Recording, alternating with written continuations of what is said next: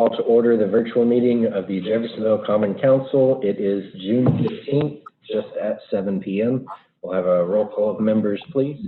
Councilperson White.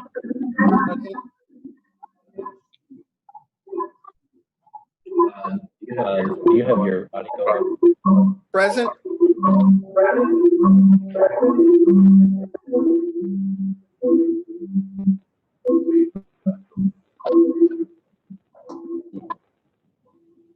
Come on mute. Come on mute. Nope. Why not?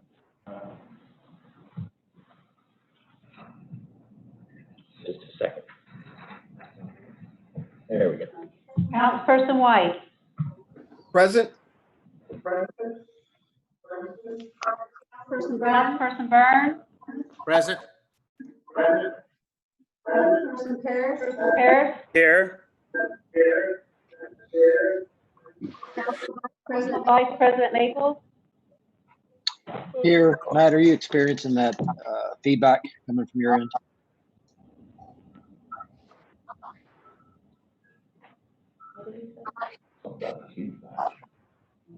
Councilperson Croft. Here. Councilperson Webb.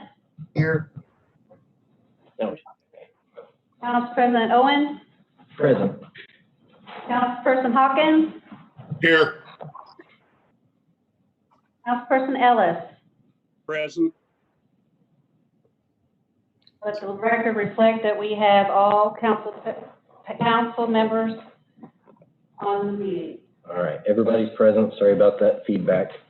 A couple more of us, as the governor's restrictions lift, a couple more of us can be in the same room. So, we'll go through it with our invocation. Mr. Ellis, if you would lead us. Yes. Let us bow our heads in prayer, please.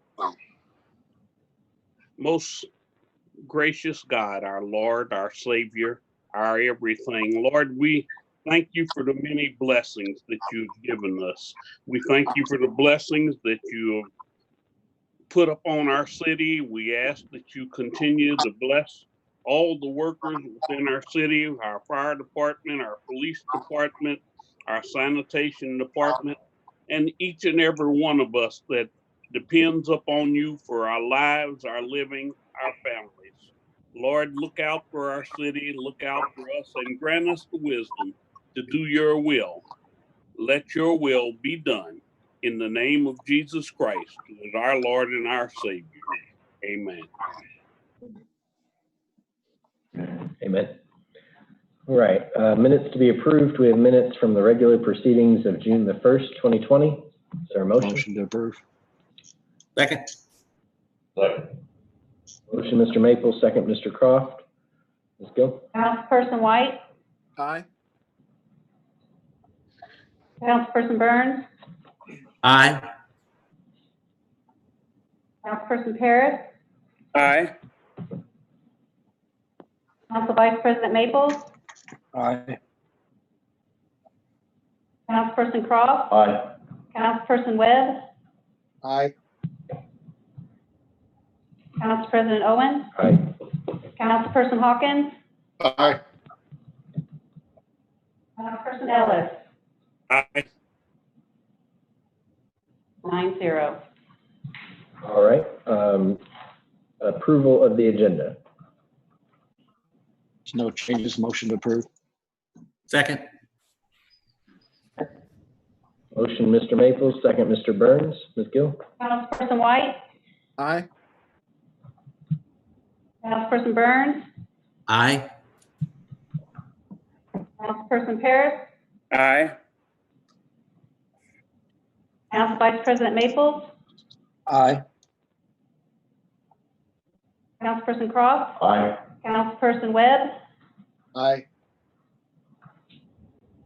Council President Owens. Aye.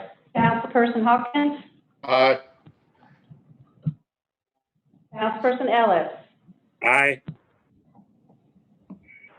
9-0. Claims to be approved. We have civil city claims in the amount of $409,497.07. Unless there are any changes, Heather? No, that's $490,497.07. 409? 490. Okay, I have the wrong number then on my sheet. That's, Can you say it again, please? It's $497.07. 490. 490,497.07.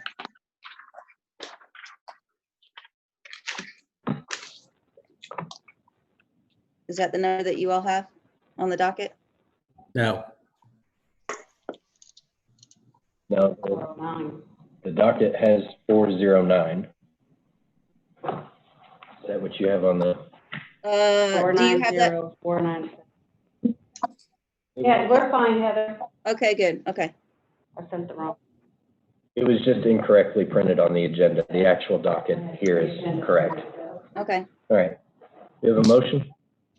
Motion to approve. second, The motion by Mr. Crofton, second by Mr. Burns. Let's go. Councilperson White, aye. Councilperson Burns, Aye. Councilperson Paris, Aye. Council Vice President Maples, Aye. Councilperson Croft, Aye. Councilperson Webb, Aye. Council President Owens, Aye. Councilperson Hawkins, Aye. Councilperson Ellis, Aye. 9-0. Okay, we have parks claims in the amount of $93,605.59.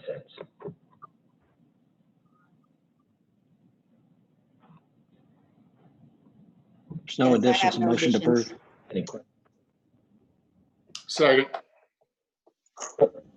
Motion by Mr. Maples and a second by Mr. Hawkins. Ms. Gill? Councilperson White, Aye. Councilperson Burns, Aye. Councilperson Paris, Aye. Council Vice President Maples, Aye. Councilperson Croft, Aye. Council President Owens, Aye. Councilperson Webb, Aye. Councilperson Hawkins, Aye.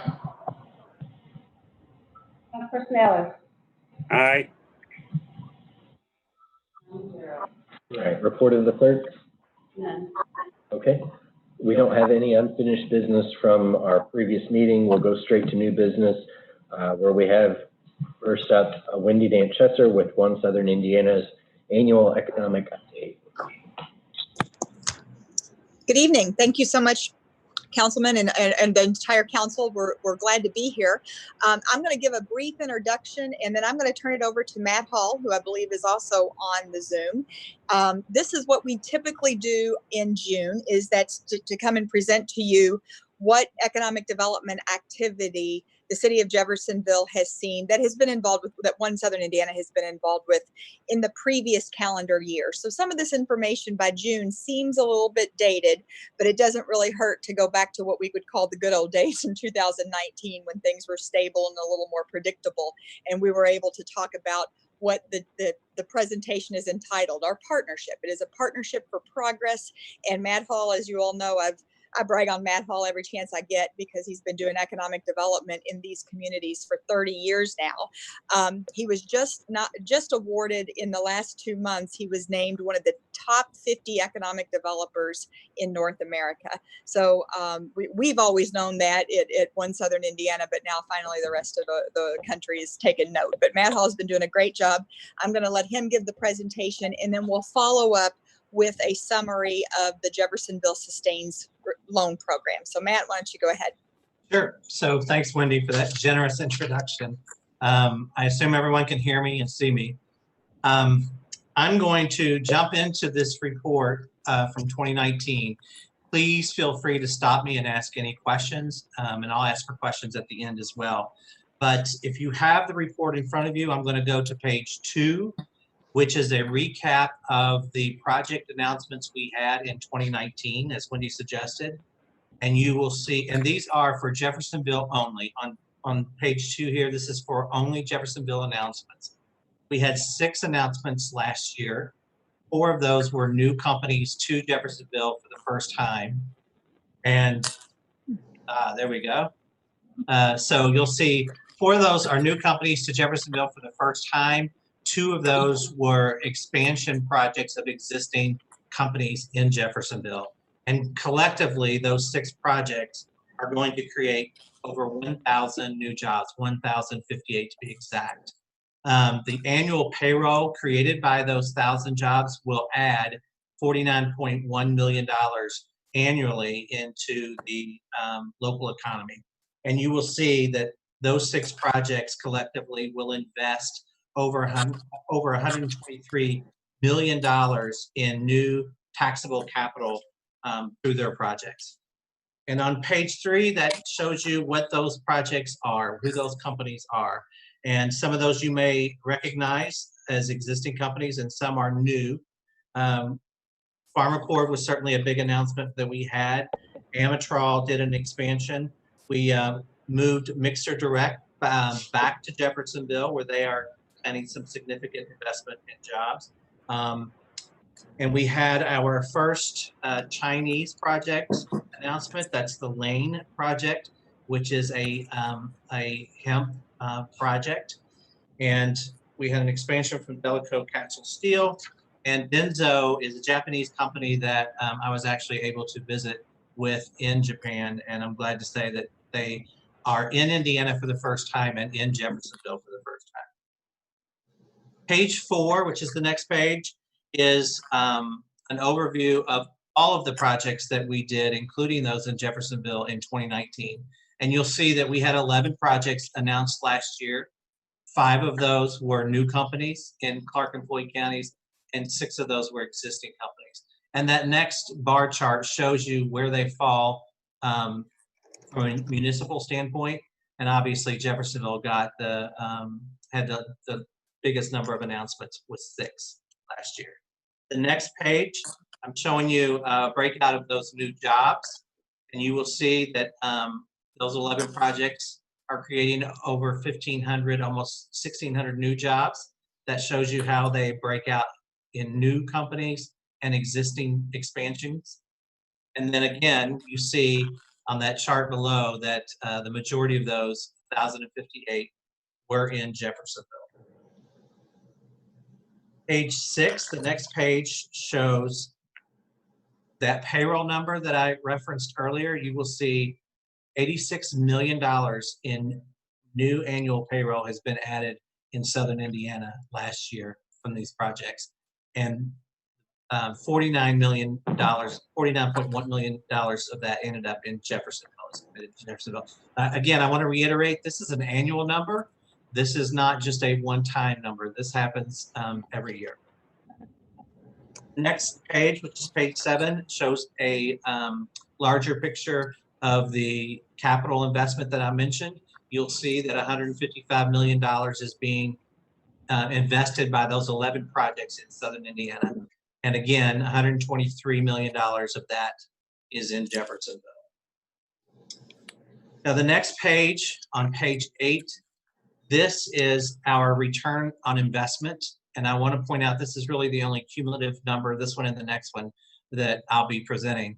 This is a simple calculation. We've taken every dollar that we have received to do economic development work. So this is excluding like our chamber member dues. It doesn't include that. These are monies that were dog-eared explicitly for economic development.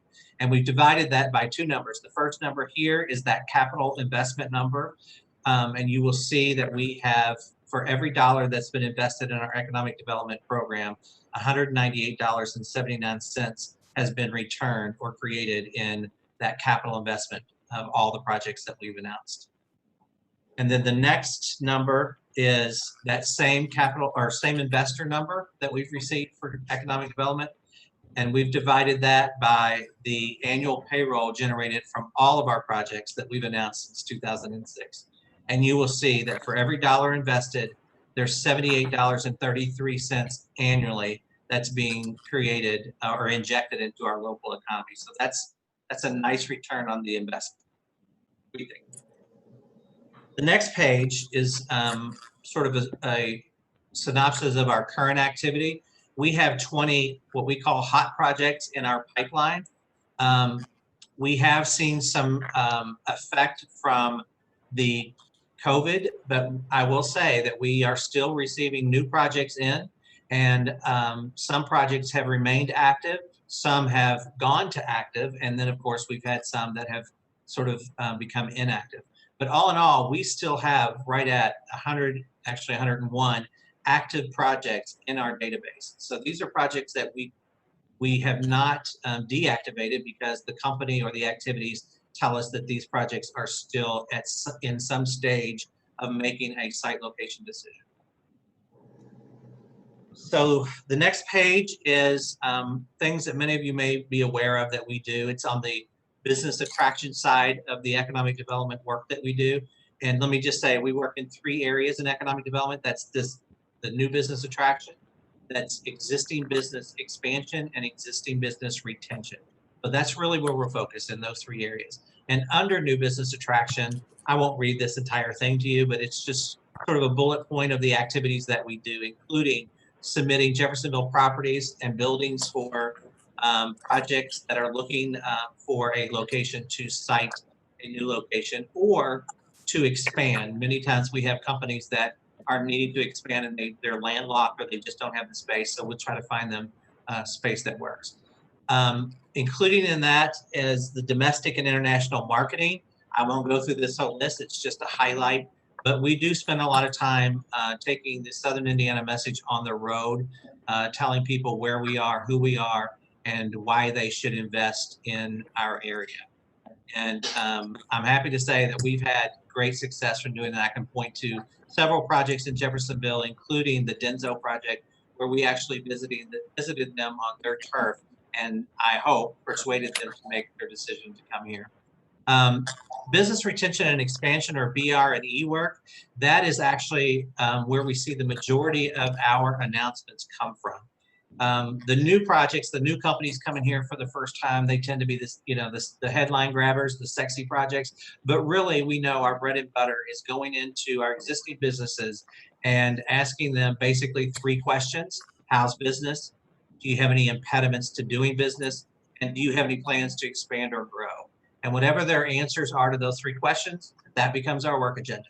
And we do lots of, I will say, sort of concierge type work. It depends on what the needs of the project are or the needs of the company are. And sometimes we get ahead of companies that are actually considering moving out or getting pressure to consolidate in another location, and we will make the case for them to do that here as opposed to somewhere else.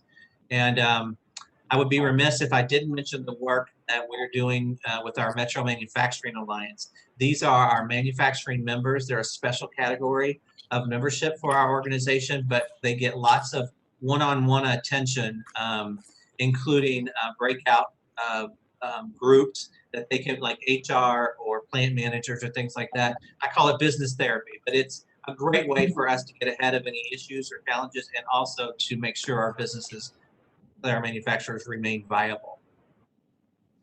So the next page, I'm going to be uncharacteristically quiet, and I'm going to turn this over to Wendy to talk about advocacy and regional economic development. But again, I'd be happy to answer any questions anyone has. Thank you, Matt. We'll go ahead and talk about advocacy unless anybody wants to interject a question here.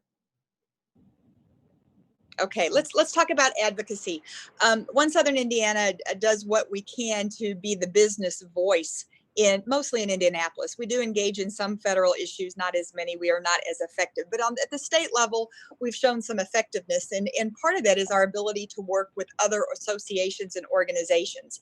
The Indiana Economic Development Association, we've worked with them on some tax increment financing policies. We also are involved with the Federation of Indiana Chambers, and we engage in conversation that way. What it does is it helps us build coalitions so that when we have an issue in Southern Indiana that our businesses are facing, it gives us an opportunity to build a stronger coalition statewide and hopefully to see some movement. We did see movement in 2019 on an issue that was important to the medical profession, and that was Indiana was not part of what's called the Nurse Licensure Compact, meaning that a nurse who practices in some states could not, their license was not valid in other states. Kentucky was a part of that compact. Indiana was not. What that meant was when the Norton Consortium purchased the Clark Memorial, they could not deploy nursing staff to the need, depending on which side of the river, Kentucky or Indiana, their services were needed the most, which put them at a disadvantage. And for those of us that rely on public health care, it put us at a disadvantage as well. So we were able to, in 2 different session terms, get some notice of that issue, take it to the legislature, and as of 2019, Indiana did join the Nurse Licensure Compact. So that does ease that concern, that workforce concern for the folks that are managing both not only the Clark Memorial Hospital, but also Baptist Floyd. So that was a positive piece for us. I'll move on to page 15 unless there are any questions on advocacy, but we talk about economic development, and economic development is really, as Matt likes to say, it is a team sport.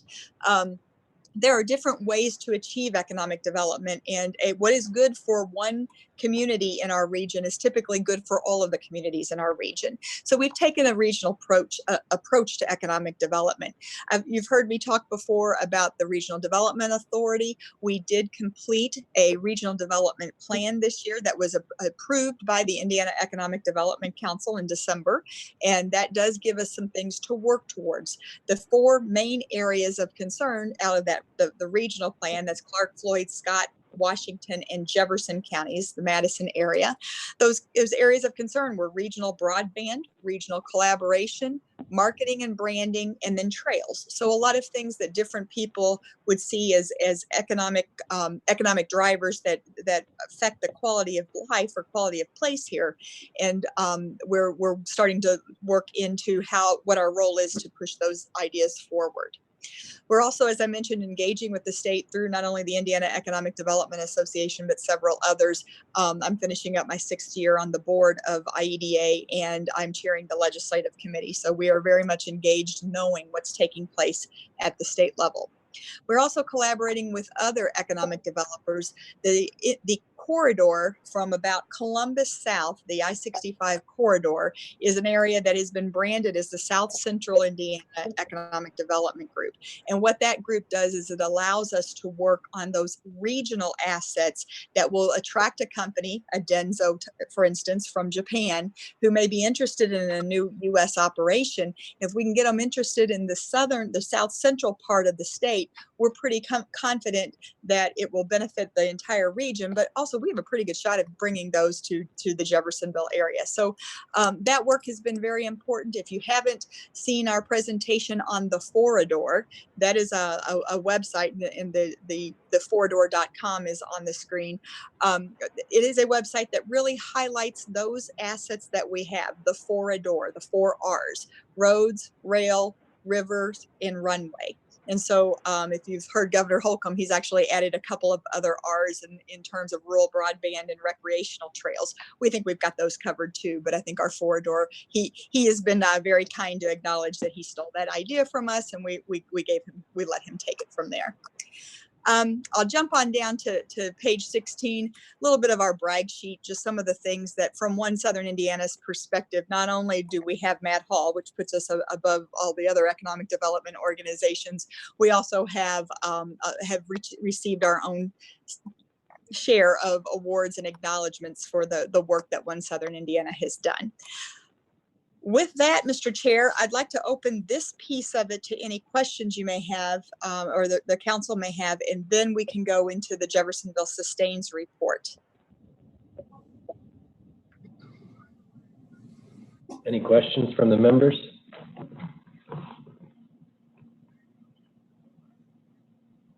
Okay. If you have any, let me know either tonight or as a follow-up. Either way is fine. Let's talk about Jeffersonville Sustains. 2019 numbers look pretty good. And then all of a sudden, COVID-19 becomes a reality that causes what happened for the first time in modern history. Public health policy, protecting public health, became the priority that caused an economic contraction. So think about that. For the first time in our lifetimes, of course, the public policy to protect people's health from the virus created this economic contraction. So businesses and others were all trying to figure out, what does this mean? How do we come together on this? And we are so fortunate to have a partnership with the city of Jeffersonville that created the program that you all funded and you all developed, called Jeffersonville Sustains. When we first presented this to you, the conversation was about the types of businesses that created the culture of which that Jeffersonville has, and the Jeffersonville Sustains program really did identify that. Through the allocation that you provided, you allowed up to $250,000 to go into this fund. What the Jeffersonville Sustains program provided was the funding for business loans, forgivable business loans, up to $5,000 for companies located in the city of Jeffersonville. Now, we weren't sure how much interest we would have. We know through 2 other loan products that we worked on, we had interest from Jeffersonville businesses. And I've got some details on those if you're interested. But the Jeffersonville Sustains program ended up having applications received and awarded 35 loans to those businesses. Now, not all of them took the full 5,000. In total, we were able to loan out $172,000 to Jeffersonville businesses. And that was through 3 different rounds. The last round closed a week ago today. So on June 8th, it closed on June 8th. Those applications were reviewed and 3 loans were granted from that one, bringing the total to 35 loans for this program. If you think about 35 small businesses that have the city of Jeffersonville to thank for some of those dollars that they needed at the time that they absolutely needed the most, because what we heard over and over was cash flow. That's what businesses needed, was cash flow. You all were able to really make a difference for 35 different businesses, and we drew down 172,000 of the 250 allocated for the loan program. Now, we will do whatever you would like. Our recommendation is that the additional 78,000 that is the balance, that we not draw that down and that we not issue another loan program, another round of that loan funding at this time. I'm not sure, I ask you to defer to your legal counsel, since we didn't draw down that additional 78,000, it's still there unless I don't know what your process would be for what to do with it. Our recommendation is that we not do any additional loan programming at this time. Reasons for that are pretty simple. First, businesses are starting to reopen, and their focus right now is on what it's going to take to keep their business operational long term. We need them to focus on that business plan. The second piece I would say is that some of the businesses that needed the money the most were also eligible for other programming, such as the federal program, the Paycheck Protection Program, PPP. Those businesses were able to find those type of funds, and some of them who had made application for our loan programs chose not to accept our loans because they were going through PPP. So we also are recognizing that not that the number of businesses out there there aren't a number of businesses that still need some help. They're also now trying to figure out how to make it happen, how to make it work on their own. So our recommendation at this time is not to issue another round of funding through this program, but that is completely your decision. If you choose to do that, we will, by all means, open up another round. So, Mr. Chair, that concludes my report. If if anyone has specific questions for myself or Matt, please let us know. Whitney, just for curiosity, how many, you all approved 35 loans, how many applied? Did y'all turning down? Oh, Matt, I'm gonna need your help with this. The answer to your question, Councilman, yes. It was roughly, and I'm probably off by 1 or 2, but I think it was 43 loans or applications that came through. Some were incomplete; they didn't complete their applications, but 43 asked for the link to the, to fill in the, start loading up their documents. Okay, thank you. And I have a quick question for you, Wendy. Scott Hawkins here. Uh-huh. When you guys give your numbers, for example, the number of Jeffersonville, 1,058 new jobs in 2019, is that self-reported by those businesses? Like, how do you know that number? Matt, I'm going to let you talk through that Sure. process. Sure. So that number comes directly from the company's two places. Their application for incentives to the state, if they're getting state incentives.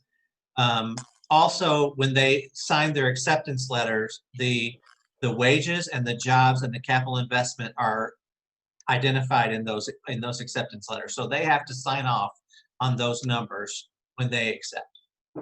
It's also, sorry, it's part of their commitment. They do make the commitment to hiring those numbers. So, and when we say there's 1,058 new jobs in Jeffersonville, there could, in fact, be a great number more than that, because businesses may or may not have used your services or been in contact with you and filled out those forms, right?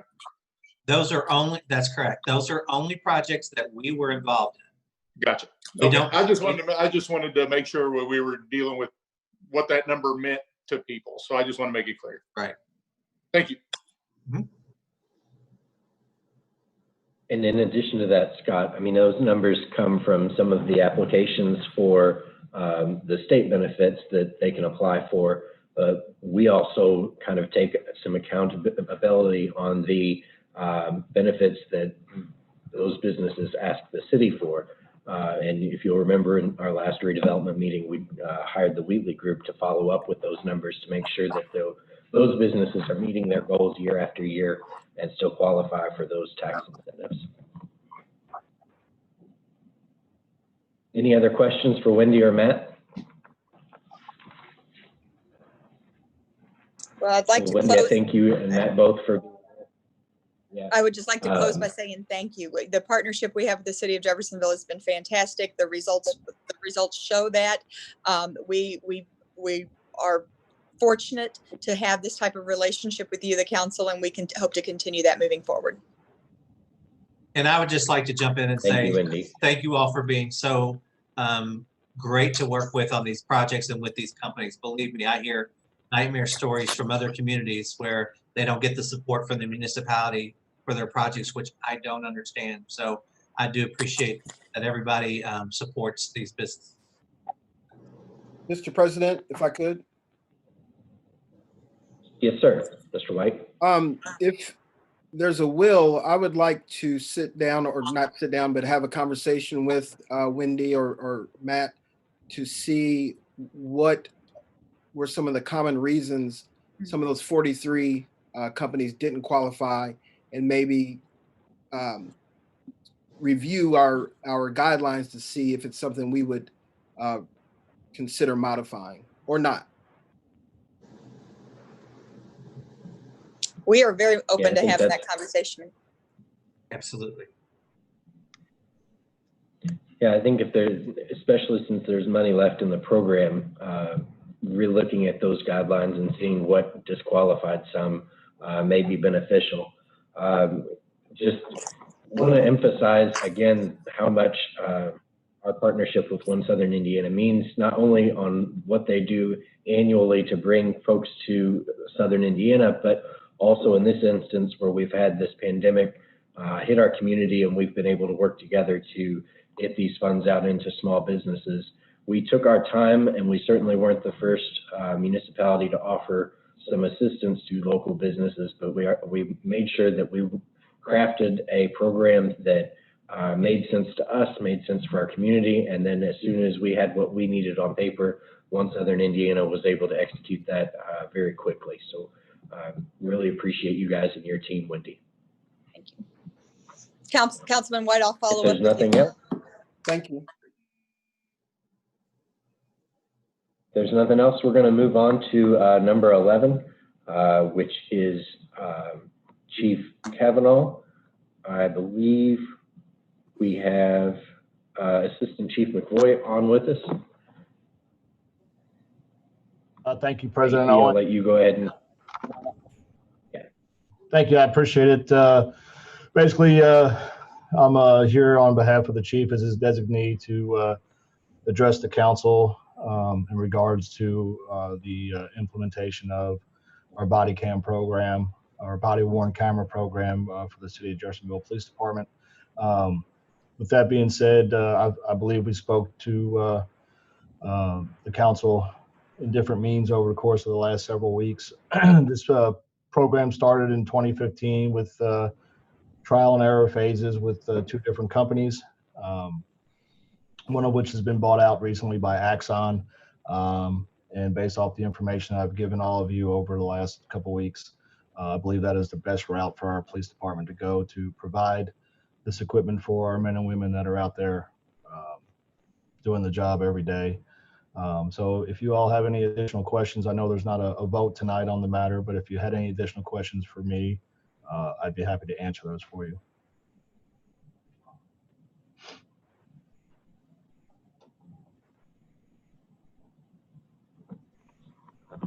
You guys, Chief AC, have met everybody? We have met separately with all 9 members of the council as well. Yes.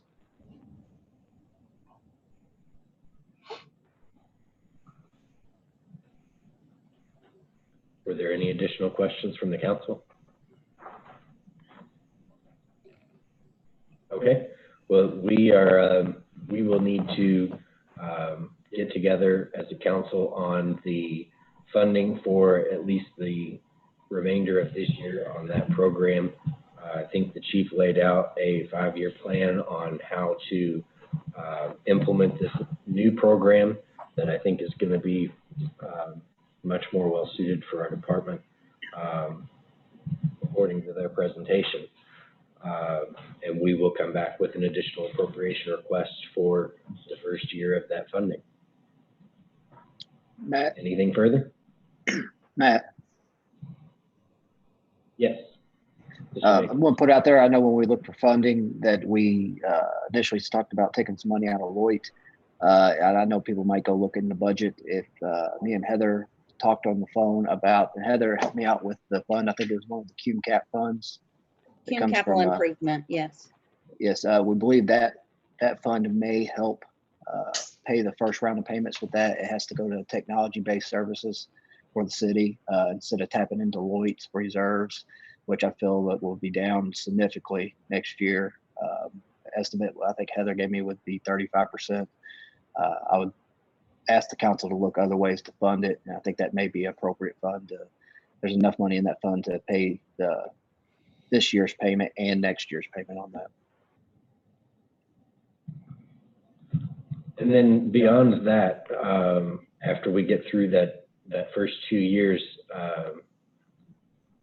Chief McVoy, I think we have some payments that are rolling off on some equipment that we could then reutilize for the remainder of this contract. Is that correct? That's correct.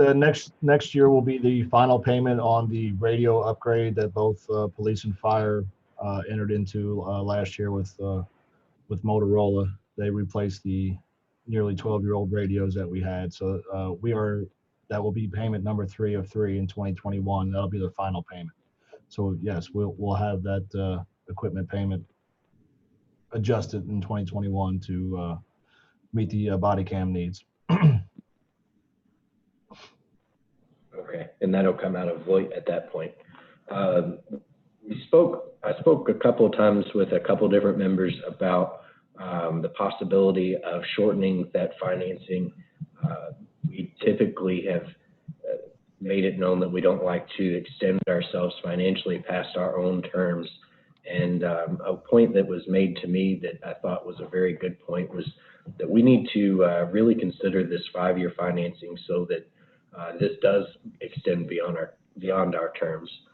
That way, if there is a change, there is a system in place and it continues for our community. And I thought that was a point at least worth making again. I agree, Matt, and I would add Anything to else? that Matt, I agree with your point, and also would add to it that the plan that has been negotiated would allow for 2 upgrades during the 5 years, and paying that payment off earlier than 5 years may give some incentive for us not to get our upgrade in our final year of the 5th year. So it would be advantageous of us to keep that 5-year agreement in place to ensure that we get that upgraded equipment. That's correct. Council President, I also have the 3-year plan that you requested. I can forward that to you or out the entire council if you like. And Mr. Maples is correct. In year 3, we would or year 2.5, we would see the new upgraded equipment as part of that 5-year plan. And then in year 5, also we would receive new equipment, total replacement of all 75 cameras in both cases as part of that 5-year agreement that we would sign with Axon.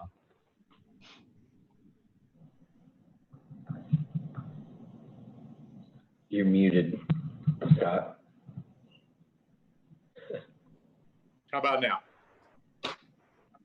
Good? There you go. Yes, sir. All right.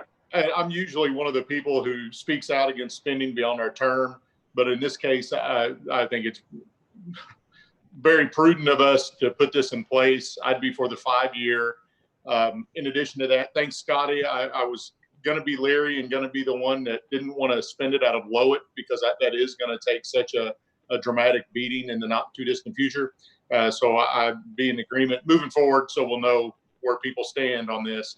I'd be for the fund you mentioned and the and doing it for the 5 years.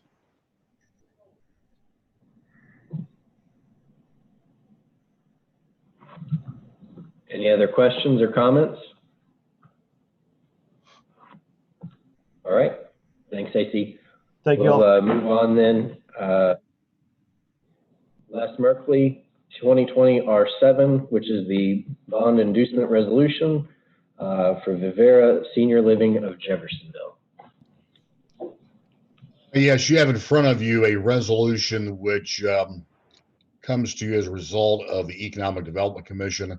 This is a mechanism that is allowed under state statute for a private developer to issue bonds for a tax benefit. There is no obligation to the city. The city is not on the hook for any dollars. It does not count against our debt limit. But since we do have an EDC, we are allowed to do this. Otherwise, they would have to go through the Indiana Economic Development Commission to issue these bonds. And I believe we do have representatives from Frost Brown Todd who are here to represent the developers, which is a proposed senior living facility. It would be on Hamburg Pike across from Walnut Ridge. It's already approved, has already received all the required zoning approvals. So this is the last leg to make this development take off. So I will turn it over to representatives from Frost Brown Todd. I believe Bo Zeller and also Mr. Carr is here as well. Okay. Mr. Carr? Sure. That should move down there. It should pick you up. Yeah, it'll pick you up. Mm-hmm. Good evening. Appreciate the time this evening. My name is Matt Carr. I'm an attorney with Frost Brown Todd. I'm joined with my colleague here, Bo Zeller from Frost Brown Todd. Bo would be serving as bond counsel on this project. And then Jacob Brown from Marion Development Group, who's the lead developer on this project, is also on the call as well. Some background on this. This is a senior housing project that is targeted for those seniors in need of assistance with the activities of daily living through our low and moderate income and cannot afford traditional market rate assisted living. I believe you were all provided with a slide presentation. I'll quickly go through that slide presentation, just kind of highlight the main points. The first page of the presentation is one of the renderings of the project. Second page in is some information about the lead developer, Marion Development Group. Marion is based in Louisville, Kentucky. Has been involved in development activity for over 20 years. Marion has a similar project by Vera Senior Living of Columbus that is now under construction in the city of Columbus and will open later this year. That project also received a issuance of tax-exempt bonds through the city of Columbus. Third page in, some overview of the project. Again, it's a senior housing facility for low and moderate income seniors. 130 assisted living units. A couple unique features about this, one being the occupancy will be subject to income restrictions. Secondly, the Indiana's aged and Medicaid, aged and disabled Medicaid waiver for assisted living services will be available to all residents of the facility. This time, we're anticipating this to be approximately a $31 million project in terms of overall investment and development costs, approximately $20 million in construction costs, and up to $23 million in tax and bonus. Market study for this project was completed by Valerie Kretschmer and Associates. Valerie is extremely conservative on these types of projects, and she is showing a market demand for 188 units, which is well in excess of what is planned here. Page 4, facility overview. This will be both a licensed residential care facility and a certified Medicaid waiver provider in the state of Indiana. Again, 4 stories, 130 units, and a mix of studio units and 1-bedroom units. The resident profile, residents will have to be 62 and older. Again, low to moderate income, cannot live independently and need help with activities of daily living. What we typically see in a project like this is an average age of 82 upon residency, and while those that are 62 and over would qualify to reside in the facility as long as they meet the income requirements, typically a project like this would just be those that are 75 and older that would really be the targeted population for this facility. Page 5, facility overview. Lists a number of apartment features and also amenities and services. Fairly standard features and services that you probably all are accustomed to in terms of what an assisted living facility would provide. 3 meals a day, transportation, laundry service. Unlike market rate facilities, however, these services are all inclusive. So there's not different service levels or stacking of fees that you sometimes will see in an assisted living facility. So whether someone is on Medicaid and having their assisted living services reimbursed through Medicaid, or whether they're private pay, they're gonna pay the same amount for all these services and amenities. Page 6, the need for affordable assisted living.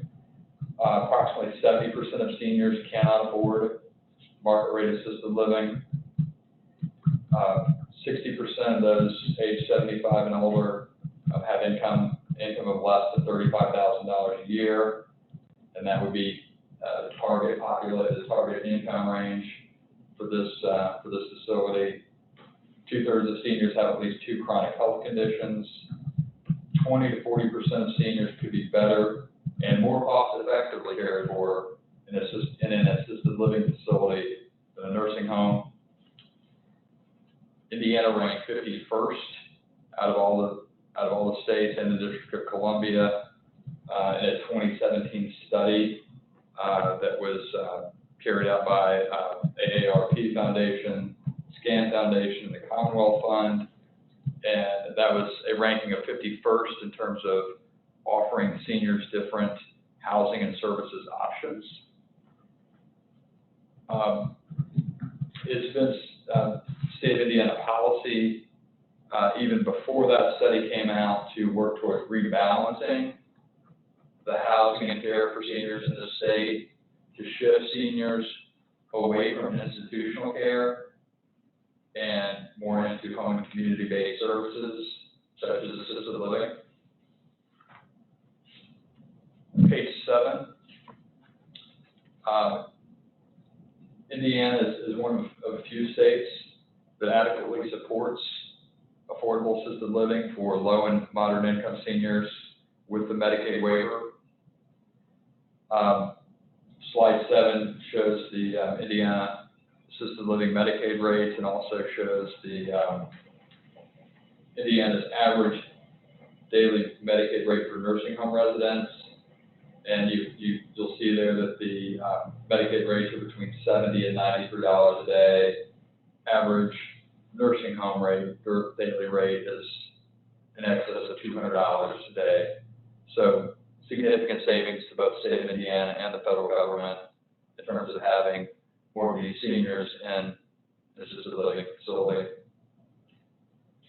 The state and local government agencies have supported these types of developments in a number of different ways, including the tax and bond instruments. Slide 8, low-income housing tax credit financing for affordable assisted living facilities. There are at this point in excess of 30 of these facilities that have been, that are now open, under construction, in pre-financing or in development right now throughout the state of Indiana, and that's really been over the last 5 years. With the exception of 2 of those projects, all the rest of them have been financed through the low-income housing tax credit program. And in particular, the 4% program, which is a non-competitive program. Indiana has plenty of 4% tax credits. The only caveat with the 4% program is that at least 50% of the development costs have to be tax-exempt bonds. I mentioned income earlier in terms of the income restrictions. This would be for residents up to 80% of area median income. I don't have that in front of me right now, but I suspect in Jeffersonville that's probably high 30,000, maybe low 40,000s in terms of income.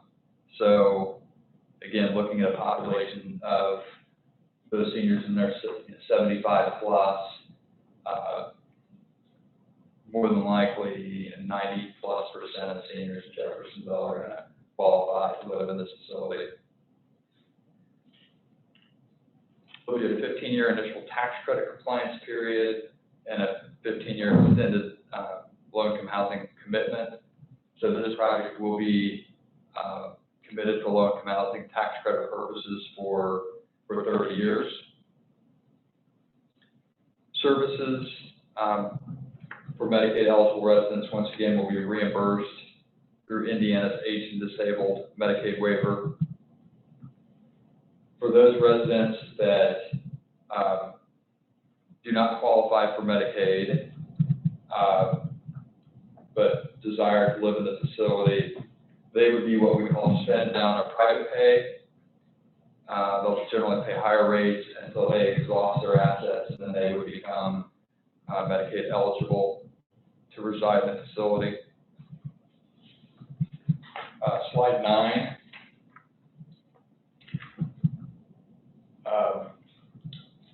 The tax-exempt bond financing, and Les mentioned this. I think the key here is that City of Jeffersonville, there's no liability for the payment on the bonds. The issuance has no effect on Jeffersonville's credit rating, and also has no effect on the bond volume capacity of Jeffersonville. Bond volume capacity is coming from the state of Indiana. Slide 10 is a little bit about the team. A couple things to point out here. Anticipated management entity would be Guardant Management Solutions. Guardant is one of the largest operators of affordable assisted living projects in the country, and they're actually managing the majority of these facilities in the state of Indiana. General contractor here would be the Weber Group, based in New Albany. The expectation would be that in terms of subcontracting for services that Weber Group would work towards providing as many opportunities as possible to local Jeffersonville-based contractors. Page 11 is the site location at 2105 Hamburg Pike. Slide 12 is a site overview. Slide 13 is the site plan. Beginning on slide 14 and slides 15, 16, 17, and 18 are all preliminary renderings.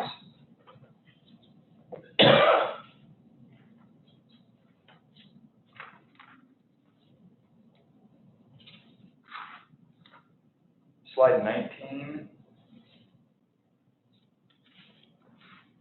is the floor plans, two different floor plans for the one-bedroom units. Slide 20 is a floor plan for the studio units. Slide 21, benefits of this project to the city of Jeffersonville really fall into three different categories, one being permanent job creation. Upon stabilized occupancy, we anticipate 40 to 50 full-time jobs at the facility and a payroll of approximately $2 million per year. Secondly, this will create the temporary job creation through the construction-related jobs. Anticipate approximately 300 construction jobs. And then finally, I think, and most importantly, this project should provide at least $1 million in annual charity community benefit to the city based upon the dilution or reduction in revenue to the facility from the willingness of the developer and owner of the facility to accept a Medicaid waiver for reimbursement for the assisted living services. Slide 22, summary. Again, development and construction of approximately $31 million facility, 4 stories, 130 apartment units. Assisted living services will be eligible for reimbursement through Indiana's ACE and disabled Medicaid waiver. That'll help with the assistance of activities of daily living. High demand for affordable assisted living here in Jeffersonville, and then experienced development team and manager. So with that, if anyone has any questions on the project.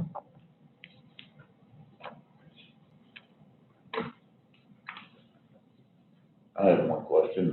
What would be your just projected completion date? Just an idea. I believe we're looking at construction start possibly early fall, maybe on or about October 1st, and then that would put completion January or February of 2022. Good. Thank you. Any other questions or Do you have a- comments? Do you have a resolution number? Resolution number 7. If there's no other questions, I'll make a motion to approve 2020 OR or R7. Second. Motion by Mr. Maples and a second by Mr. Burns. Anything further? All right, Ms. Gill? Councilperson White, Aye. Councilperson Burns, Aye. Councilperson Paris, Aye. Council Vice President Maples, Aye. Councilperson Cross, Aye. Councilperson Webb, Aye. Council President Owen, Aye. Councilperson Hawkins, Aye. Councilperson Ellis, Aye. 9-0. All right. Thank you, gentlemen.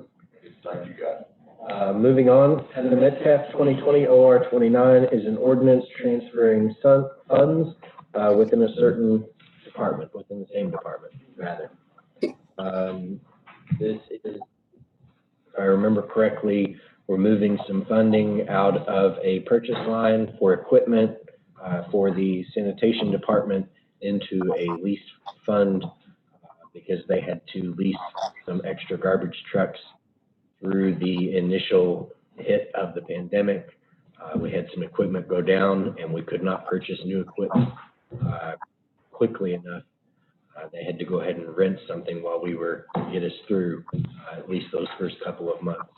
But they're taking that money out of the line item that we appropriated earlier in the year for new equipment. And Ms. Gill, will you remind me of that number The 2020 OR 29, and the amount? the amount is $53,200. Heather, did I get that right? Was there anything further? Yes, that was all correct. Okay. So we'll need a motion on the first and second reading.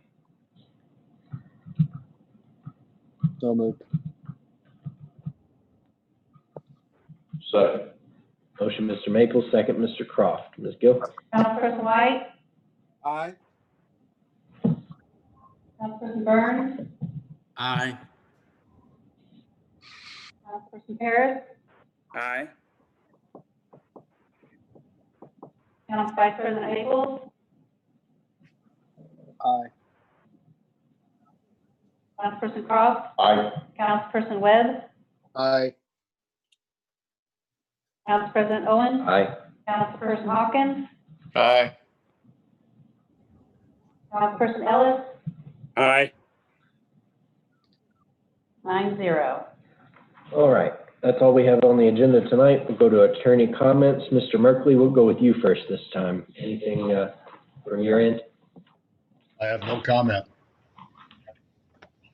All right. Mr. Wilder? Lee, first, now that we're on TV, I talk all the time, right? First, I wanted to emphasize that the importance of the and information was provided by the Jeffersonville Police Department. I wanted to say that I've practiced as trial work, as you all know, and I've been involved in cases where body cameras, when they exist, are usually the factor that is most favorable for the government.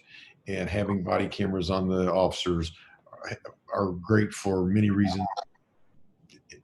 There's nothing wrong. Secondly, I do want to say that tonight my wife and I had an opportunity to have action with two Jeffersonville police officers. A young man was screaming through the neighborhood, hit a mailbox, hit another vehicle, and there were two young officers I didn't know.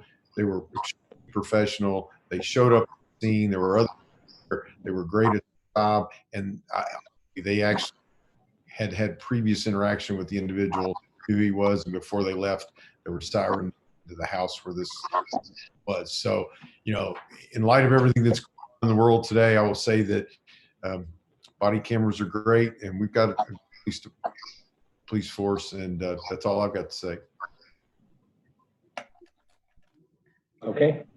Other department heads? Heather, did you have anything additional?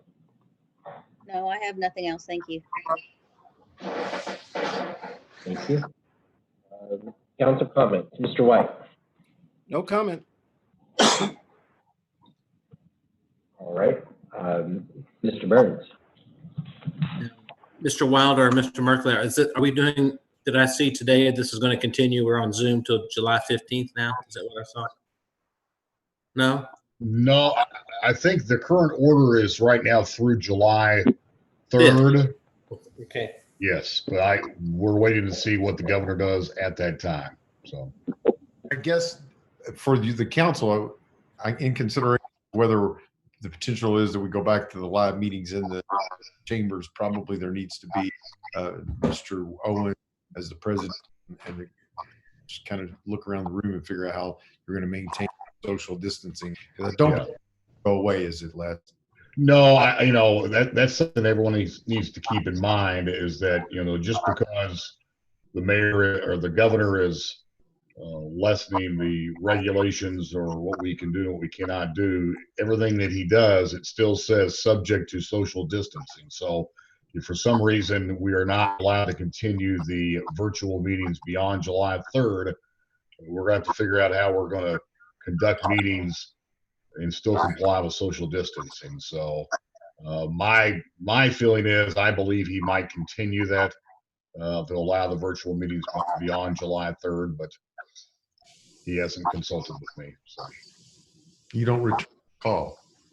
I don't return most people's calls except my wife's. So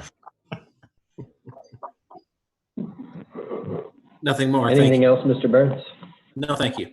All right, Mr. Paris? No comment. All right, Mr. Maples? No comment. Mr. Croft? I just want to thank Mr. Carr and Mr. Zeller. That was very informative, and I appreciate it very much. That's all. All right, Mr. Webb? I'd like to thank the police department. I think they did a great presentation on the body cams. I think it'll help the police department and our citizens. Also, too, I'd like to thank the fire department. I saw them on this side on my left going down to the water. And to my right, I saw them on a run. So they're heavily at work, but they got a good day out there on the river to go on a run. So that's all. Thank you. Okay. Mr. Ellis? No comment. Mr. Hawkins? No comment. All right. Just want to say thanks to the police department for taking the time to meet with each of us on the body cams. We'll say that this is something that Chief Kavanaugh brought up early on in the year because of the buyout of our current body cam provider. And we're glad to be getting a new and better product for more of our officers, and hopefully we can get that all rolling in our next meeting for that finding. If there's nothing else, take a motion to adjourn. So moved. Gentlemen, We're adjourned. Thank you all. Thank you.